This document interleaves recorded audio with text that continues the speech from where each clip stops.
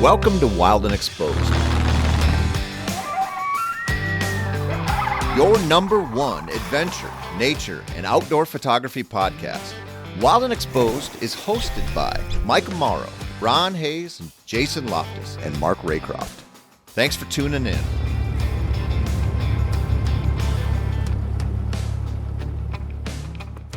All right, welcome to another episode of Wild and Exposed podcast. We've got a catch-up episode. Myself, Ron Hayes in Wyoming, Jason Loftus coming to us from Utah, and Mark Raycroft coming to us from the coziness of Canada. It is cozy. It's warm this summer. I know. Very nice. Been beautiful lately. We had a drought at the beginning of summer and lots of rain and humidity now, but it's going to break in 2 days when I'll be in the middle of the wilderness, hopefully in cooler temperatures. It was good to see you guys. It's good to see you guys. Been too long. So I know everybody's been in the field a little bit or is heading to the field. Jason, you've had quite the trip that didn't turn out quite like you were hoping it would, I think. So tell us about your Alaska trip. Yeah. So it started last year. I was supposed to go up to Alaska to photograph bears for the first time. It's been a bucket list trip for me that I've been wanting to do for a long time. And it got canceled because of COVID, like a lot of things did.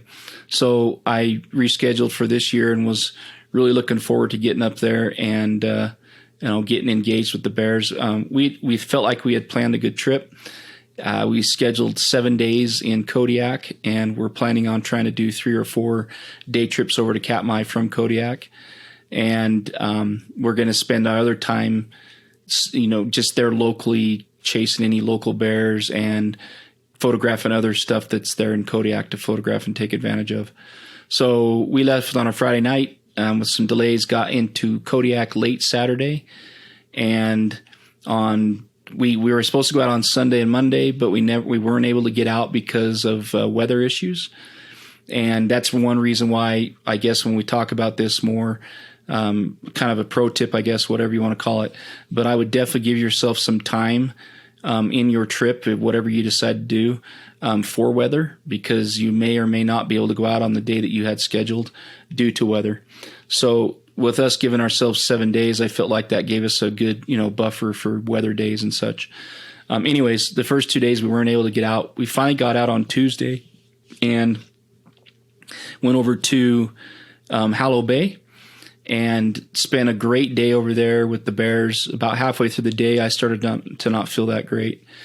I got real achy and just felt like I was getting dehydrated and couldn't quench my thirst, and got very labored, if you will, felt very tired. So I knew something wasn't right, but I felt like maybe I was just dehydrated. And when the float plane came back in, they had some water and some food for us. We were there all day. So got on the plane, guzzled some water, ate some food, felt better. The next morning, woke up and went to the float plane and was not feeling good again. And it just felt different. Something wasn't right. So long story short, I told Scott Stone, who was our guide, that I was going to stay back and they could go do their bear trip and I was going to go get checked. And long story short, again, I went and got checked and within 20 minutes found out that I was positive for COVID.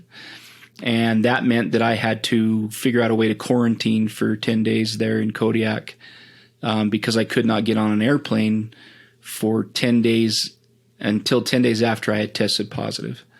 So fortunately, Scott was nice enough to let me stay with him. He had just gotten COVID earlier, a couple months prior, and felt comfortable that, with me quarantining there, he would not be at risk. And he did everything in his power to make me feel comfortable. But it ended up being a pretty miserable trip. I got pretty sick there for a few days and, was not able to get on an airplane and come home and be taken care of that way. So, yeah, it's the world that we live in right now, right? And I did not honestly think much about that risk going up there and potentially getting COVID and having to quarantine and being away from home. But that's exactly what happened. Ended up being in Kodiak until the 16th of August. I went over there on July 30th. So I was over there for about 17 days, was only supposed to be over there for 6 days, 7 days. But made it home safe and sound. It could have been a lot worse. Again, I can't thank Scott Stone enough for his hospitality and his willingness to let me quarantine there with him instead of having to be in a hotel potentially and not being able to get out and be able to get access to food and other things that I may have needed. So I still haven't really experienced the bears like I'd like to, right? I'm going to have to figure out a way to make that happen again here in the near future sometime. But again, feel grateful. Perspective's everything when we come across these things, I think. And it's crazy how much you take for granted. And it really makes you, when you have time to just lay there and sleep and be sick and, try to recover. And you start thinking a lot about your health and, all your family when you're away from them and all the things you just kind of take for granted in general. And it's, I was thinking a lot about that, and it's kind of too bad that it takes those kind of things sometimes to put things in perspective for us sometimes. But yeah, no, I feel very grateful to be home. Feel very grateful to be on the mend. I'm pretty much back to, I'd say I'm 85, 90% at this point. Still fighting a little bit of fatigue, but otherwise no worse for the wear. So. Man, that's a lot more interesting than my weekend. Right. Well, I don't know how interesting it was. It was, it wasn't very interesting. The bedroom I was in did not have a window. And there was not a lot of light to be had, sunshine. Honestly, didn't know what time of day it was most of the time. A lot of that center, that was 5-6 days, I got pretty sick. It was kind of a blur. So I honestly don't remember much to speak of. But anyways, yeah, like I said, I'm just glad to be home and glad to have my health, and I'm glad to see you guys. It's good to be seen. Like my dad jokes, maybe it's kind of a morbid joke, but he says it's always better to be seen than viewed. So, well, that's true. And this thing is so different for everybody. It really is, and it's scary. I mean, it really is. It's real too. I know some people that may not think this thing is. There's some political things and a lot of feelings behind this, which I don't want to get into overall. But I will tell you that this is real, and that people, if they're having concerns about it, the concerns are valid. I did get pretty sick, so just take that into consideration for what it's worth. But. Well, we're so glad you're all right. It was a shock when we got the text because you had just arrived, and on a previous podcast we covered it, and we are all so excited for you because this is your first time experiencing this. And of course, we've all had such limited travel for so long, as out of state, out of province kind of thing. So for you to get up there, it was just couldn't wait for more. You'd send a couple video clips to tease us to get it rolling those first 2 days. So when that news came across, it was a shock and very concerned for you and glad you're okay. But also the effect of having to postpone everything and change everything and quarantine like that, it's a real downer and I'm sure affected a lot of your life. But it's a relief that you're here smiling at us tonight and feeling 80, 90%. That's great. Right. Yeah. Thank you guys. And I appreciate all you. Mike's not on tonight, but all of you reached out and, touched base with me and checked in on me, and Mike probably more than others just because he's there in Anchorage and not too far away, and was very supportive and very, helpful to kind of keep me sane and checking in on me, make sure I was okay. So yeah, no, I appreciate you guys a lot. I really do. Honestly, my first thought was, that's not even funny, Jason. I thought you were kidding. I wish I was. I really do. Yeah. Well, then I texted you and realized that no, it was for real. Yeah. So I'm glad you're back. Like Mark said, glad to see you. Glad to have you on tonight. You're able to be on tonight. Yep. Yeah. Now it's almost fall. Well, it is fall as far as I'm concerned. So. Yeah, it's getting close. I've seen some cottonwood leaves changing anyway. Yeah. With these cool mornings. Mark, how about you? Oh, I don't know. I'm still reeling from Jason's story. But just you did have some success with the bears before, right? You had the one day. Is that? Yeah. So we did find a couple of local bears there, smaller Kodiak bears. And for folks that know, right, Kodiak bears are known for being some of the biggest bears in the world. But these were younger bears that we actually saw and photographed. So it was cool to have that first experience and actually get to photograph a Kodiak bear. And then we did have the one day at Hallow Bay. The hard part was we had a great morning with sow and her 4 cubs and a couple other sows. And we ended up photographing a pretty nice boar later that day. But I started feeling pretty sick about halfway through the day. And it's really hard to explain, but it just really put a damper on the whole thing. It was enough of a situation where I just did not feel like being there. And that's the only way I can explain it. Even though there was bears and I was still photographing, I just wasn't having fun. And I definitely wasn't in the moment and enjoying it like I should have been. You know what I mean? So I feel like I got about a half a day worth of pretty cool experiences and bear viewing.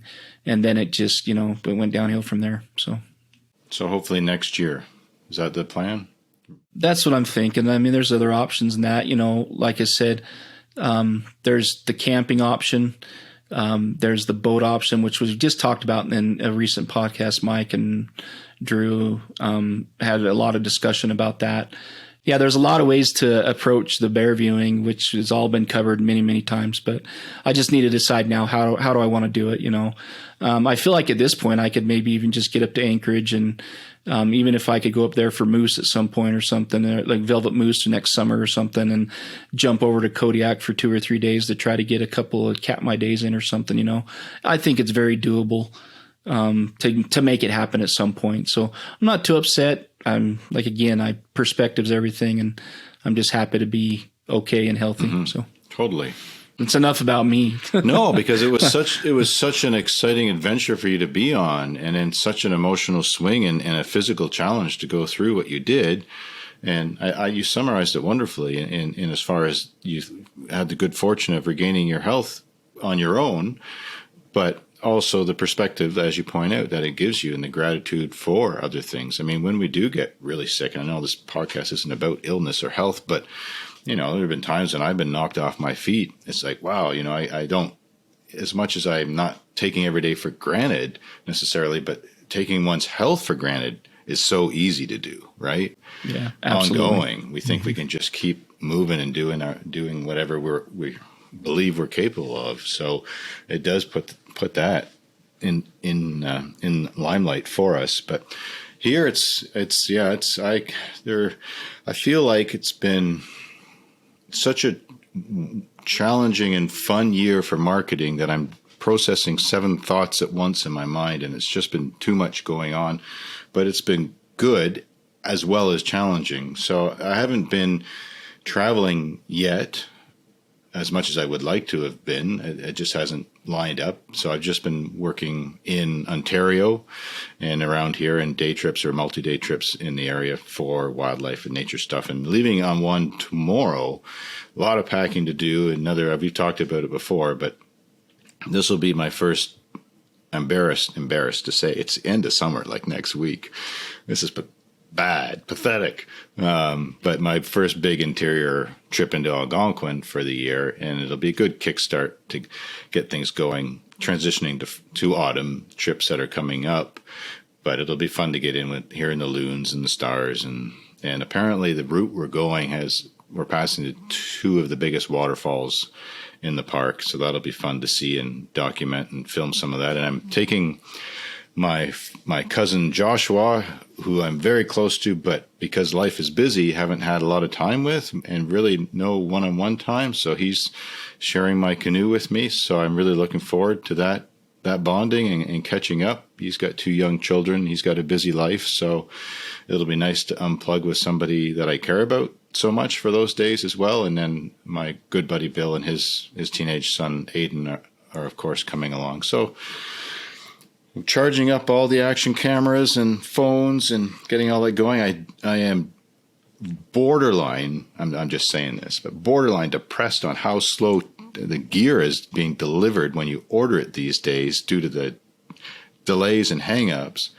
I ordered my new setup at the end of June, and I still don't have it. I mean, it's all there except the lens. I was told it should be there in the yesterday or today, but it was still crickets on my phone. I haven't heard anything yet.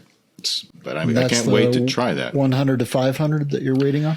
That setup, yeah. There's a few things percolating. I'm also, so it's the R5 with the 1 to 500 kit that I'm really looking forward to playing with this fall. But I'm on the cusp of starting to travel. I want, how important it is that these are our tools, right? You don't just get a new tool and, I don't know, rely on it 100% the next day at work. You have to learn how to use it. So I need some time with this, and I'm really hoping to have the opportunity with my good buddy Jason, who has dialed in his R5, instead of taking it out of the box and running out into the wilderness with it and blasting away for pictures or video. So I'm hoping that time will permit those kinds of learning curves to take place before. I mean, you just don't want to miss anything, right? If you go into the wilderness on a 2-week trip and so much is going on, but the behavior you witness might only happen once in that light, in that frosty or foggy morning, something magical. You've got to know your gear. So I'm getting a little bit antsy on that, but hopefully it'll get here. But what I'm thinking now is I'm going to have to take the Nikon setup and that, and hopefully I'm more comfortable with the R5 by then that the Nikon will just serve as the backup for these upcoming trips that I look forward to sharing content on. And the other thing it won't. Is, what? It won't. It won't what? If you still have it with you, I guarantee you're going to go to it. That's what I did. Back to the Nikon? I had to sell it to get myself to stay on the R5. Well, you know what? That's a good point, though. I had to do the same thing, Mark, on my bear trip. I didn't get to use it as much, right? But I still, because I didn't have my 600 Canon yet, I had to take my Nikon 850 and the 500 and the R5 and the 1 to 5. And it was interesting. I did end up shooting both that day. But to your point, I mean, it's hard. And Ron's not wrong. I think I shot more of the Nikon than I did the R5 in that situation, just because of the circumstances we were shooting in. Yeah, it really is. So I'm on the same line. I've got to get mine sold because now, and I did just get my 600. I got it when I got back. So I'm happy to have mine, but I'm not trying to rub it in your face, Mark. But So not to cross a line for all the Canon lovers out there, which I'm hoping soon to be, again, it's tools of the trade. I'm going with what I deem to be the best. But why on earth, gentlemen, if you've got this R5, are you shooting the 850 if you're schooled on how to shoot the R5? What's happening here? Well, it was just hard to put down because well, you're used to it. You're the one that turned me onto that camera. The image quality is hard to beat. Hold on a moment now. So you're telling me you've got the 45 megapixels on both cameras. You're telling me that, and I know you've said I'm hoping it's a super small difference in dynamic range. But other than that. Not necessarily dynamic range, but color range. Why am I getting an R5 if you guys are saying it's not as good?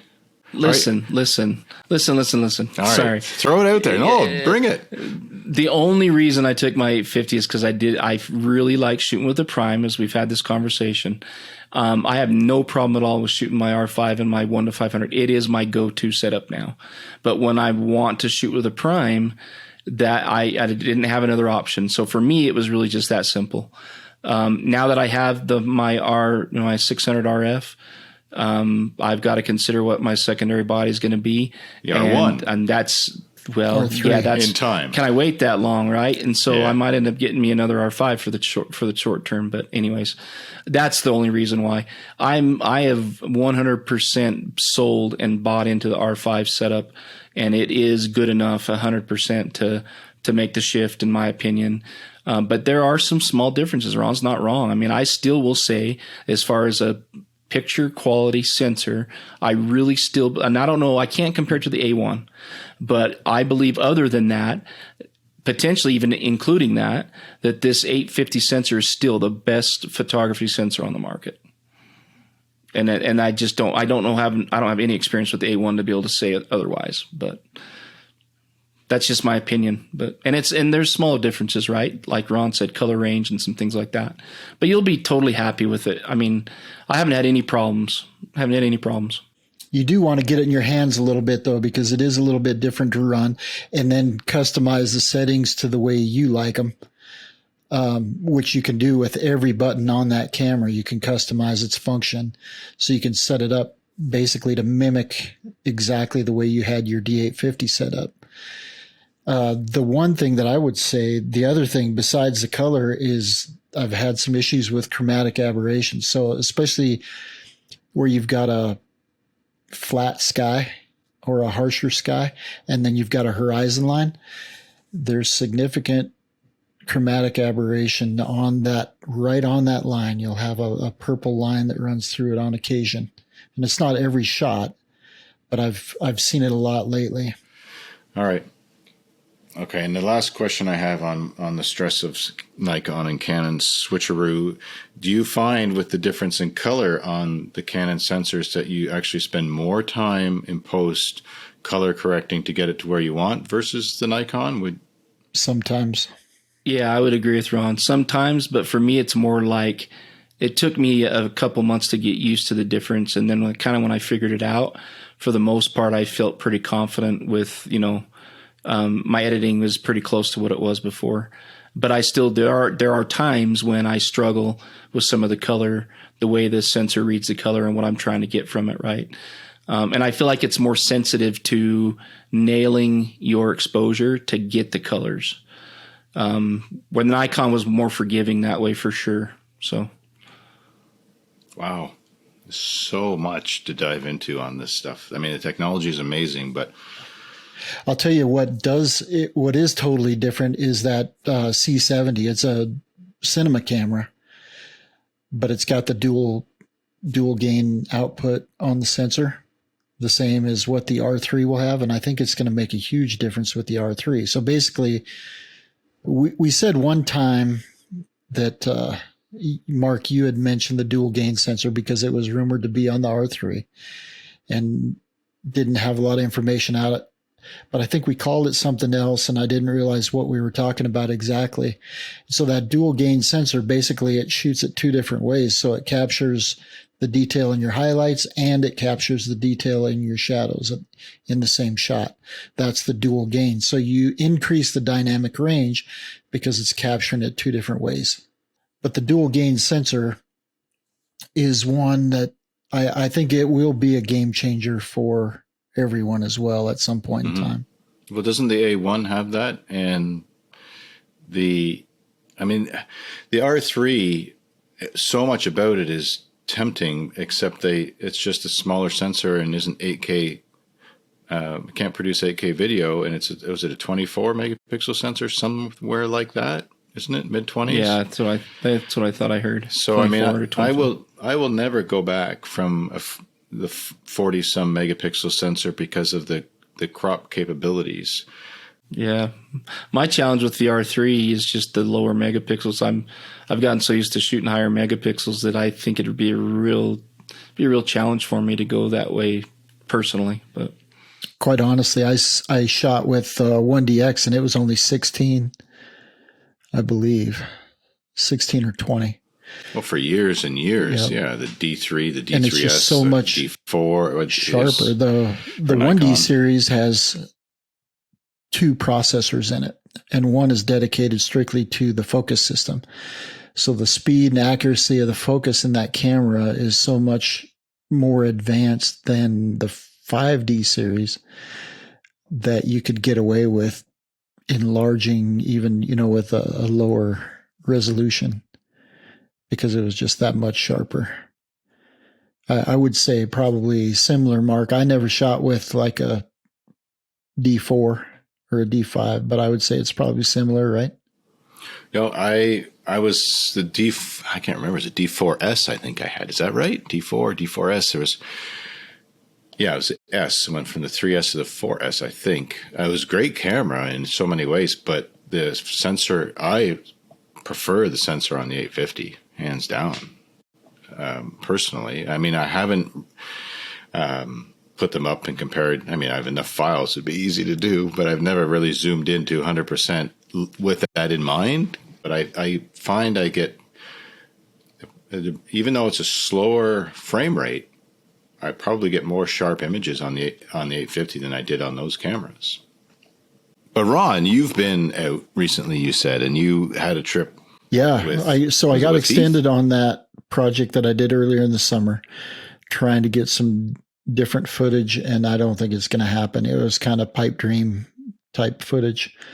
So I was out doing that, but then Heath works at a mountain lodge down in Laramie, Wyoming, and it's a good area for moose. It's near Walden, Colorado, so you're in like the Moose Central, Shiras Moose Central for Wyoming, Colorado. And Heath works at this lodge, so he gets a discount on ATVs. So we were going to try to get to some country that nobody else gets to. And so we did that, got out, had some fun on an ATV. We found a cow and calf, and Heath got some incredible shots. The deal was, if it was on his side of the car, he got to shoot. If it was on my side of the car, I got to shoot. And of course, everything was on his side of the car.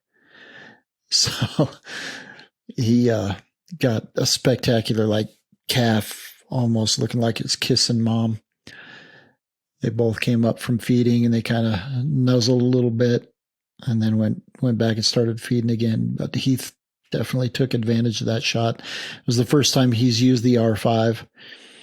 And I said, you should be able to nail exposure looking through the viewfinder. And he just looks back at me with this 21-year-old cocky look and says, like this. He shows me this image, and it was incredible. He did a good job. And then on the way, it kind of turned into, instead of just a moose trip, we found a bobtail coyote. A cross between a bobcat and a coyote. I don't know if you guys have ever come across those. He just froze his tail off about a third of the way down, and he was hunting prairie dogs. So we did get some time with him, and then also some shorebirds that we don't typically get, like glossy ibis and blackneck stilt.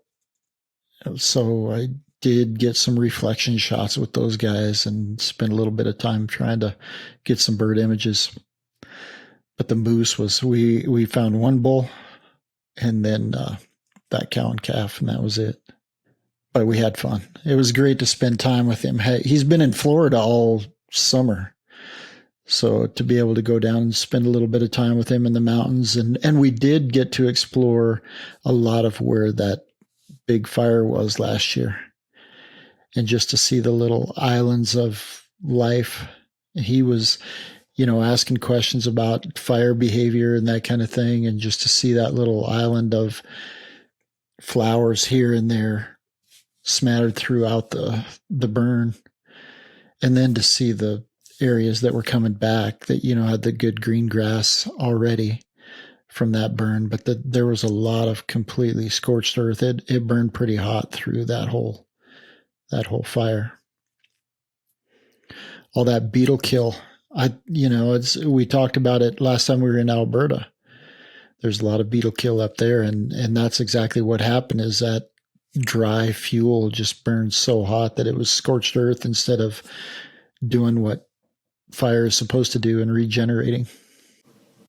Yeah, some crazy forest fires in Western Canada this year.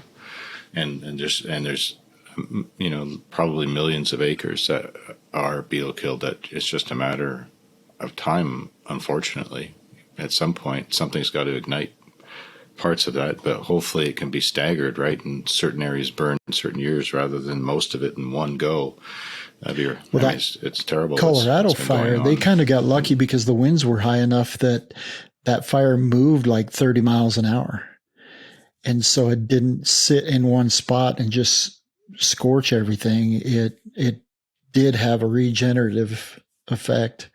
There's a lot of grass coming back in those burns over there where it moved quickly. So, but it was a great weekend. And then I am looking forward to getting out for some elk here soon. Yeah, no, I'm getting ready to go do a little bit of early season elk stuff here this coming weekend. And I'm looking forward to see how this whole COVID thing has impacted me that way. It'll be my first time getting, back into the field and active that way. So we'll see how that goes. Just plan on taking it real easy. Hunter and Mel, my wife, are going with me. So it'll be more of a kind of a fun, just hanging out with the family and hopefully getting a few photos here and there. So I enjoy those kind of trips.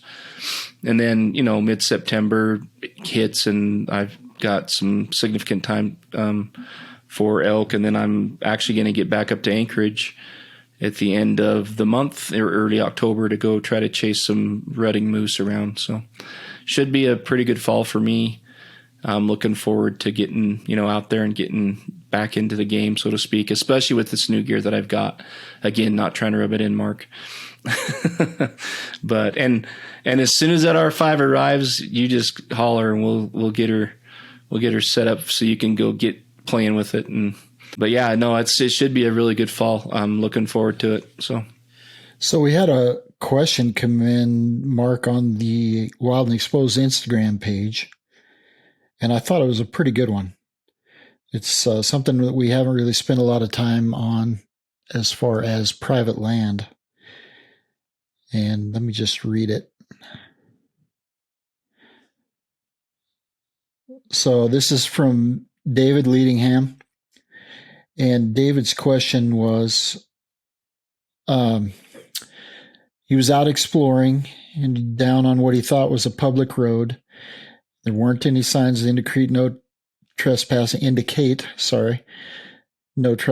or private property, but he was approached by the owner and was informed that it was, in fact, private property. He said the guy was very friendly. They visited for a bit, showed him some of the pictures that he'd gotten.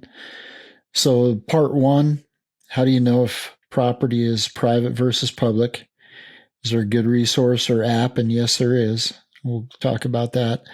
And then once you determine it is private, how do you find the owner, number one, and any tips on contacting them as far as getting access to photograph? And I don't know, I don't know what the rules are in Canada. And in the U.S., it's state to state. Everybody's a little bit different. One state, if it's not posted, then you can go. But Wyoming, it's up to the individual to know exactly where you're at. That is your responsibility. If you're on private land, you get a trespass ticket if you don't have permission.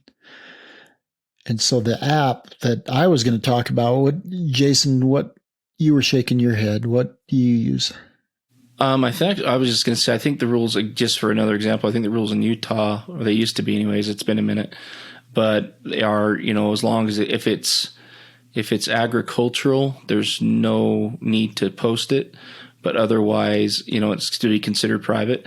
Otherwise, it has to be posted, or you're free to be there. If it's private property, the owner can still come and tell you to leave. But to avoid those things, the app that I've been the most familiar with is like OnX. There's also Go Hunt. They're competitive with each other.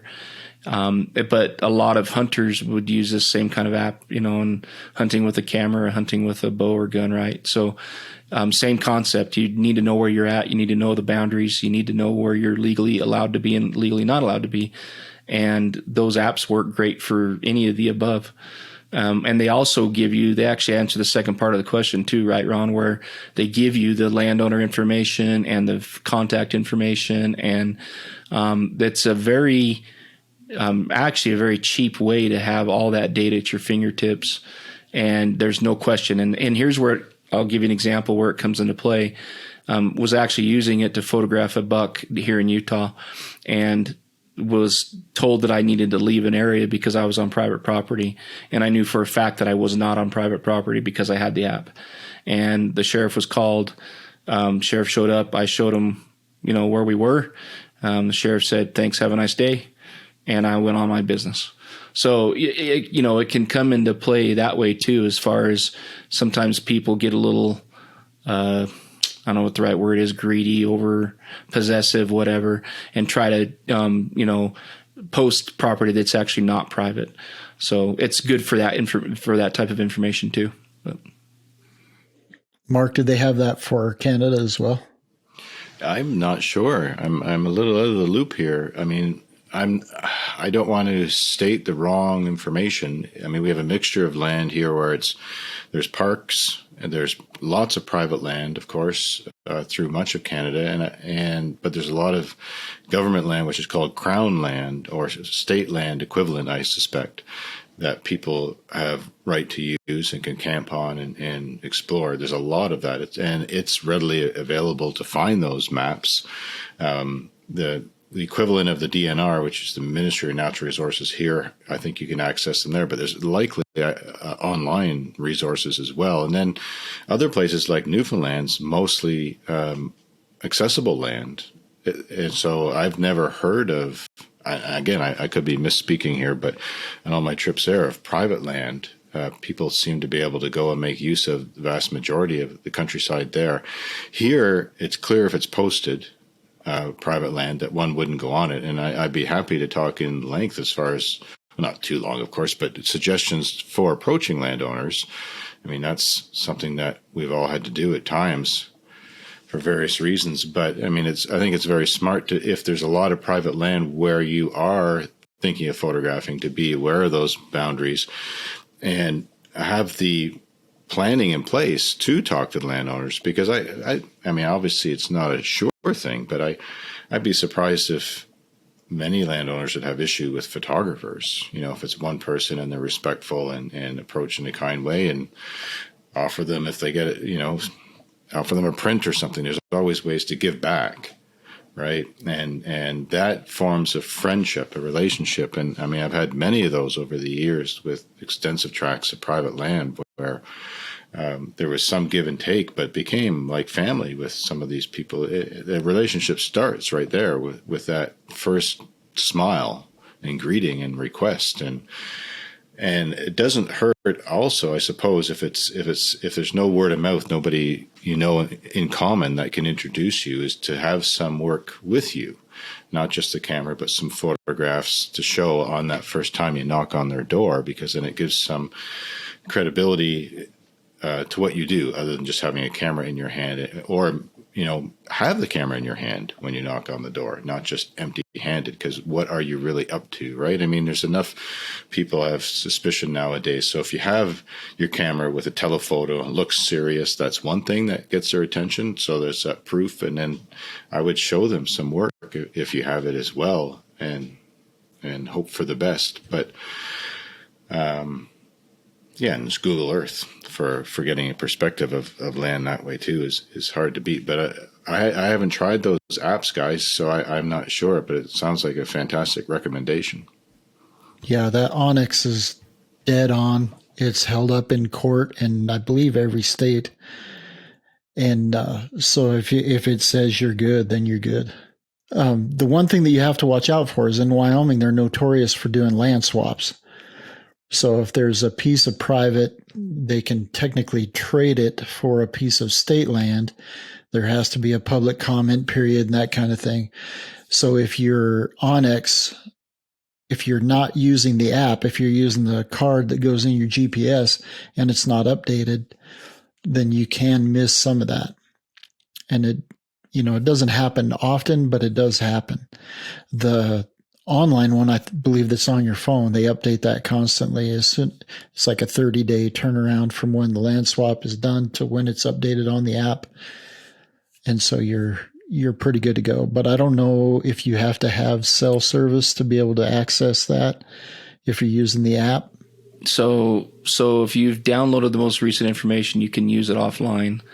You just, you're not linked to anything direct, obviously, right? But I do know that it's accurate enough, and even in those remote areas, if you do have it downloaded on your phone, that even like the DNR folks here in the States are using that as a tool for them to know if you're where you're supposed to be or not too. So yeah, it's a really good tool. It really is. We've talked about it a little bit before, I think, but if you want to keep yourself clean and find information about landowners very quickly, and know where to go to contact them, And Mark, I think that's a great idea. The point you brought up about, I know a good friend of mine, Bill Allard, he uses that all the time, and he has gotten so much access to so many private property areas to photograph foxes and fox dens and all kinds of stuff that, and he's got, like you said, he's built friendships with these people and has year after year access to these places now, and almost exclusive because he's the one that approached them and he has that relationship with them. And it may have, he offers them a print here and there, like you mentioned. I think that's a great idea. A lot of people really appreciate that, especially if they, can get a photo of something that's on their property. For whatever reason, that's kind of neat for those people, right? So I think that's another great tool, and I know people that use that very effectively. So. Yeah, it mean a lot to the landowner, right? Because they feel there's, a lot of them feel, I don't know if proud or protective, but these are animals that live on the land that they love as part of their family. So if there's a 16 by 24 canvas on their wall of the Fox Kid family, they'll tell everybody about that story. It's a great, relationship builder that way. It's genuine and yeah, absolutely. And a lot of them surprisingly don't always know exactly what's on their property. So, like you said, if you can show them a fox kit photo, they may never see it because they're busy doing other things, on the property, taking care of their livestock or crops or whatever the case may be. And they don't see everything that goes on. And we have the luxury of sitting and watching and observing, and it's fun to be able to take them some of those things. I did the same with calendars. Just go drop that. As soon as I got my calendars, I'd make a circuit and drop calendars off to everybody that had let me on, not just that year, but in previous years, because you want to maintain those relationships. And now that I'm not doing calendars anymore, I've, shifted to prints. And that's what I was going to say. I just found, and this is total random, but it kind of ties into this because it's a cheap way to get somebody a really high quality looking image. It's called Fracture, and they print the image directly on glass. So it's not acrylic, but it's printed on the glass and it looks really sharp. So in color and everything? Yeah, in color. So, oh, wow. Yep. I'll post a couple pictures of some images that I've had done through Fracture in the show notes. But you can only get up to, I think it's 24 inches is the largest. But if you're giving giving a gift to a landowner, it's about $100 for a 24-inch print on glass, which is pretty reasonably priced for what you'd end up paying and potentially trespass fee kind of thing. Right. And not a ticket, Mark. I see you laughing. No, I know. I know. It's like just the way you described fee. it. It's good. That's what. Yeah. It's an access fee. I get it. I know where your head was at. I was just yeah. It's a positive access fee. It's something. Yes. Yeah. Totally. And you're right. I've had situations where the landowners didn't know what certain things were there, but also probably as much or more often they have known things once they become friends. They will either say, "Hey, did you know this?" Once they know that you're legitimate and really what you're up to, and there's that level of trust, they'll say, "Well, you might want to check out this area because this is happening." Or the next spring, you get a phone call because they are out on their tractor and there's a fox den. That they're like, "Oh, you need to be here. This is happening." So there's all those benefits that come as well from them. From just being out on their property. And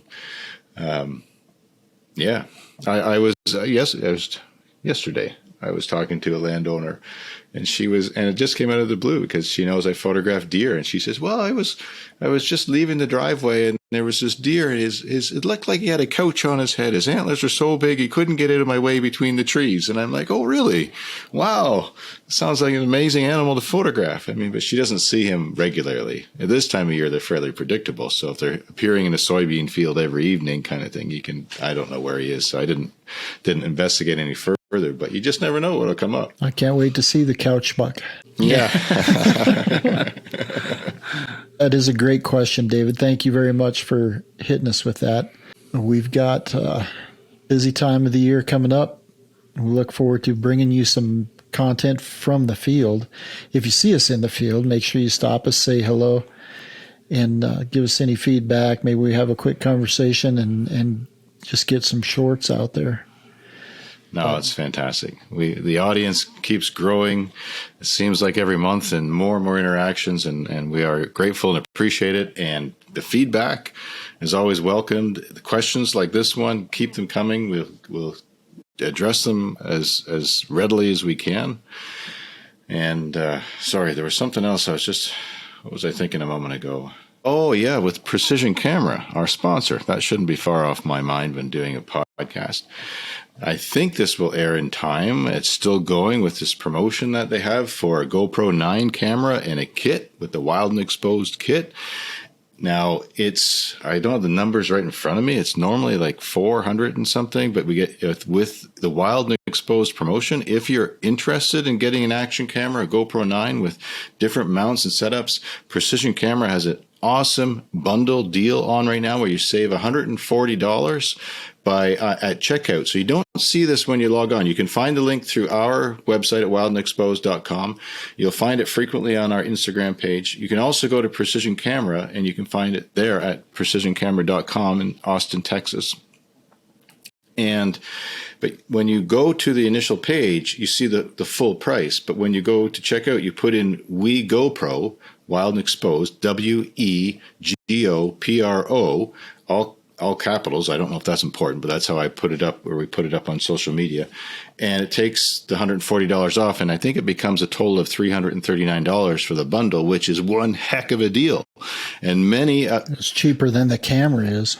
Right? So we've had many listeners already take advantage of this opportunity and post it on their Instagram stories and share that information. Thank you for doing that and supporting our sponsor, and in turn supporting our podcast at Wild and Exposed. It is a great deal. So again, if you're interested in experimenting and having fun with an action camera, we've talked about it on various podcasts. It's a lot of fun, and this is the ticket. Hey, yeah, real quick too. And I'm glad you brought that up, because I just want to, when I was preparing for my bear trip, I had a lot of interaction with Precision Camera with some lens rentals and some other things. And I can't tell you guys how much the service was amazing. I was taken very good care of. And with my COVID situation, as you can imagine, some of the dates and things were extended. There was a lot of understanding working with them. And I just can't thank Mike and the team at Precision Camera there enough for the support and the customer service. So I just thank you for bringing that up, Mark. And I just wanted to take a chance to make sure I thank them publicly for that support. So you guys can't go wrong. Anything you need there, contact them, reach out to them. They'll take good care of you. So I second that. Well, it's a great opportunity, and I despite being part of this team, I don't know when the end date is for that, to be honest. So, check it out. And also, our YouTube channel continues to evolve. You can see the majority of our podcasts, including this great number tonight, on YouTube. Usually we put them up on Fridays. The audio podcasts go up on Tuesdays. Please check those out and tell people about it. Subscribe, follow along. All those numbers help us to gain traction in this busy world of production, of podcasting, and sharing our wildlife and nature adventures with you. We all four of us, have great trips coming up that will hopefully be very fruitful this fall, with lots of stories to share that we can hopefully take along and develop more tips and experiences with new gear, new destinations, and just new content to share with you. We're looking forward to that. So stay dialed in with Wild and Exposed. You'll get snippets of that through our social media, on Instagram, on Facebook, on YouTube once again, and on our website, which continues to have more and more content at wildandexposed.com. Again, the shop is there as well with all the great merchandise. Michael put up a couple of new t-shirts, everybody, a week or so ago. Check those out. Some cool designs there, and they'll continue to evolve with new stuff coming along as well. So, guys, it's been good to see your faces. Jason, brother, glad you're feeling better. Looking forward to hearing stories, getting texts from you guys, and getting together on a future podcast soon. Thanks again, everybody. Until next time, You've been listening to Wild and Exposed Podcast. Thanks for tuning in. You've been listening to the Wild and Exposed Podcast. If you haven't yet, please give us a rating and a review. And make sure you're subscribed so that you'll get every episode we produce as soon as we drop it. And as always, thanks for tuning in. We're gonna make it someday. Nothing's gonna get in our way. We will be the biggest band in town. Round and round the world we'll go.